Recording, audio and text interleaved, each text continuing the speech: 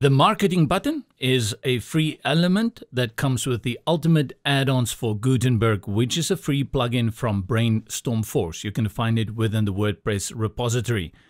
In a way, the marketing button is a call to action, and we are giving this a 1, 2, 3, 4, and 5 ferocious cats rating. And the reason we do that is because we think this button just works, and everything that should be there is there. Let me show you what the marketing button is all about. Like I said, in a sense, the marketing button is actually a call to action. Let's add one here between these two sections on my page, and we click on Edit Page. Scroll down, let's say we want to add it over here, and we bring in Add a Block. Look for Ultimate Add-ons after you have installed it, and if you cannot see the marketing button block, just simply type up here marketing and you will find it.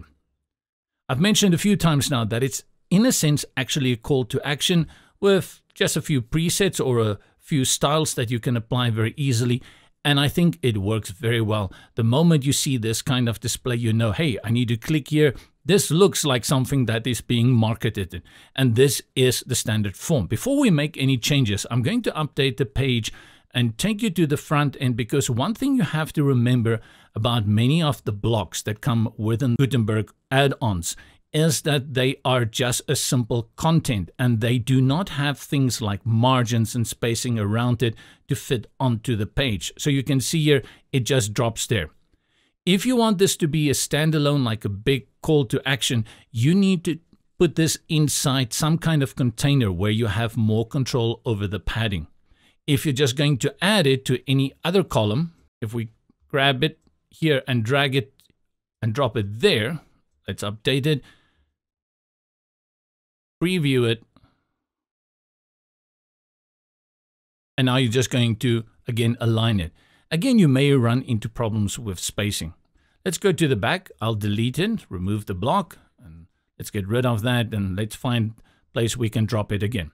So what you do is you look for a container, and within the ultimate add-on blocks, you can use either the section container or advanced columns. I'm going to grab advanced columns, click to interact with it, and reduce it to only one column. And then here, I'll add that marketing button. Let's go to the advanced columns just again, so I can add a little bit of padding.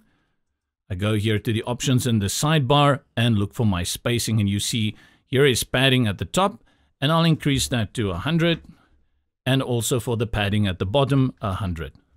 Let's update.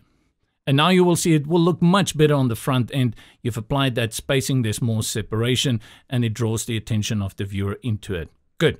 Maybe too much space here, but for now, we're very happy with this. So what can the marketing button do? Well, it can change a lot of things here. For example, sign up now. Let's say that. Sign up now. And then you can change the description text over here. So you've got 3 elements inside this container with a border. Let's see how that looks here. On the right in the sidebar, let's start then with general. You can have your text to the center, to the left, or to the right. And while I'm here, let's put it back in the center, and let's go over here to the block settings, choose alignment. Currently it's set to center. Left, we'll put the whole block on the left, to the right, and you have control over full width. This one is pretty nice. Let's leave it there. Go back to the general options, and you have control over the button icon. You can select others, or you can remove it.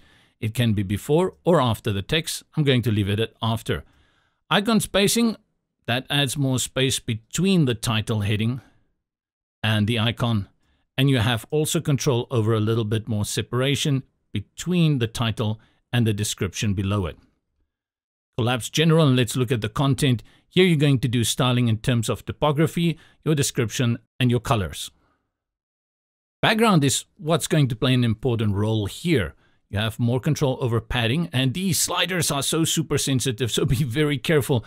Rather use the up and down arrow keys here to add those paddings, otherwise it's going to drive you nuts. Be careful to play with this one because it may just squash your content even though it's set at full width. So leave that at 0 when you have it here on full width. Now the button background, and this is where you have to think, what do you want to achieve? You have the background color, and then you have hover color, and you can choose color, transparent, or gradient.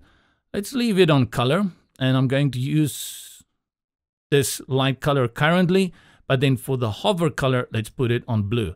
As you hover over it, there's a little bit of interaction.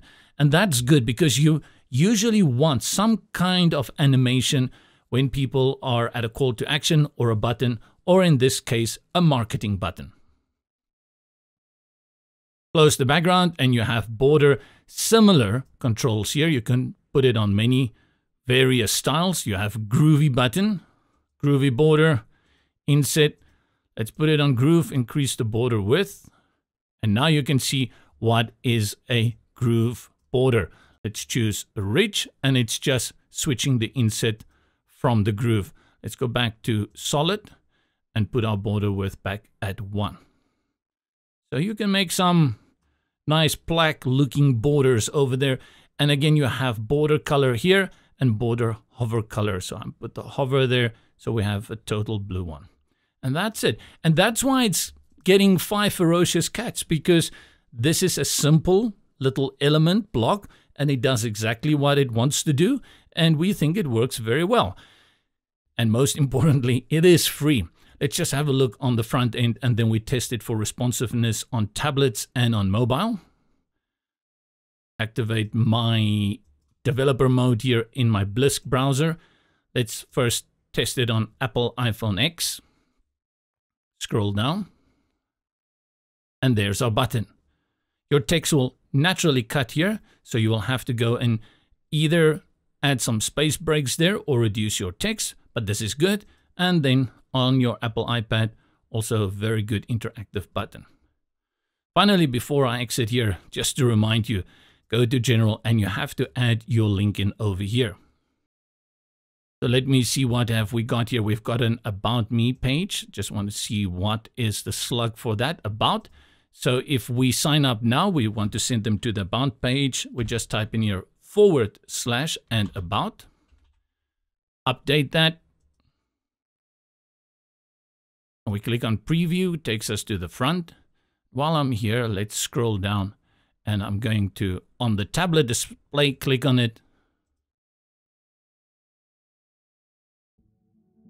And it takes me to About Me. Great. So we set up the marketing button block with the ultimate add-ons for Gutenberg. For more tutorials, remember to subscribe to our channel here on YouTube. Also check out all the other videos we have. And that's it.